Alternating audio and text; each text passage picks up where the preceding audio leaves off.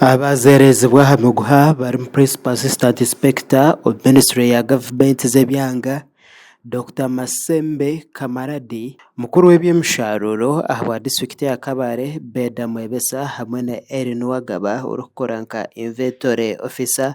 Beda Mwebesa hamwe na Erin Wagaba bakwasirwe omumwazi gwa nyumwebazyo kandi we Masembe Kamaradi yakwatwera izoba kandi obwahati bakomirwe ha kitebe kikuru kya polisi omuri Kabare. Ezi sente ziri kwingana biliyoni 1 na miliyoni 491 zikahibwa Kabare ahansi y'entebe y'ekanisa ya Green Climate Fund kandi ekatandika omuri Kabare omwaka gw'2024 kandi zikaba zigenderire kugura ebintu by'okuyamba abantu abarugire omu bisharara bekundire.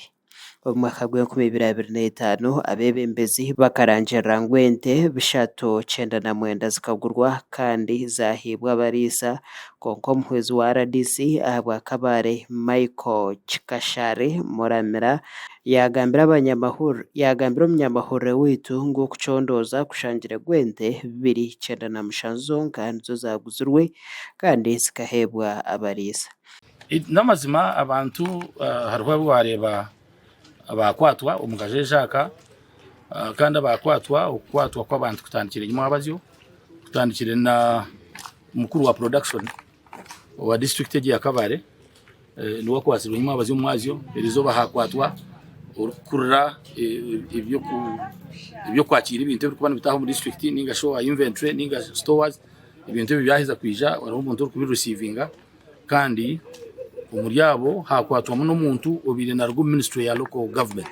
Chakashare nagira ngu ondejo mukozi wa district orukora nkomubazi w'ebitabo Dennis Naviri nawe obwahati barimo ne bamuhiga abo mushango nugwo gumwe yagira ngo Dennis Naviri hamwe na Mutegeki nabo eshahayona nabakomwa hatu washanga ibintu biri bityo turukubasa kushitama ntutekwa kureba ngo buri muntu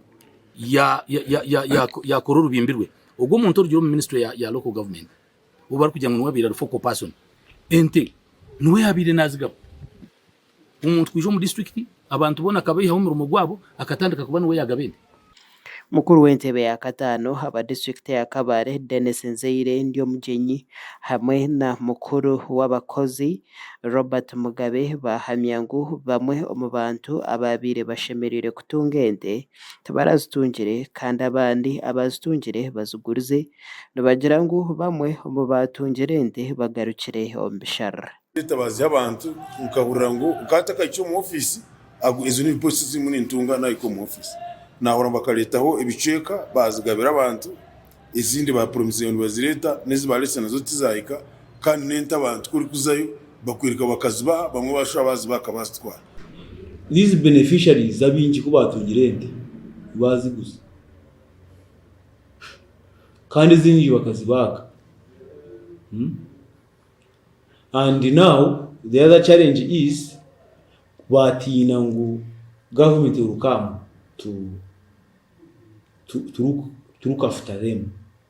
Twaza kuhandikira amahuraga banyakukwatwa tasuga bacari mu cyhome cya polisi program ya Green Climate Fund inyumaho ekatungemera banamu obwe bamwe bakuru ba government bakwasirwe bari kutebekanitsa kwiba sentezi. Omukwezi kwa kabiri omwaka gw'2025 mu bantu abakwasirweho akaba hayo omuchama arakugira ngo owabiri RDC Jonas Simwe owabira chairman w'entebe ya katano Nelson Shanga Basheija n'abandi bakozi ba government bakakwatwa aha butambi bw'amaraka gabo bari kutesa ngo kubarabagane sentezi kandi ago mahurre tukagabasyaho hano agabire garimo amaraka ga chairman Shanga Basheija hamwe na Jonas Simwe bari kutesa omuchama okubar kwenda kubagana sentezi.